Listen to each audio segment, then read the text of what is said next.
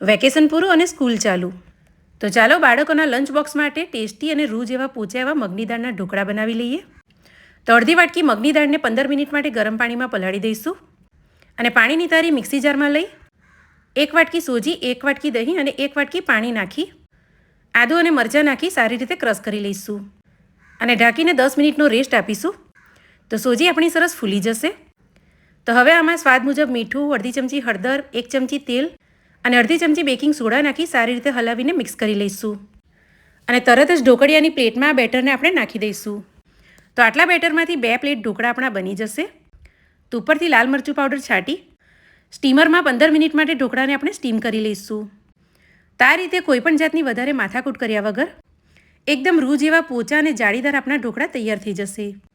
જેની ઉપર આપણે કાચું સિંગતેલ અને લીલા ધાણા નાખીને સર્વ કરીશું. તો તમે પણ જરૂરથી બનાવજો. ત્યાં સુધી આવજો.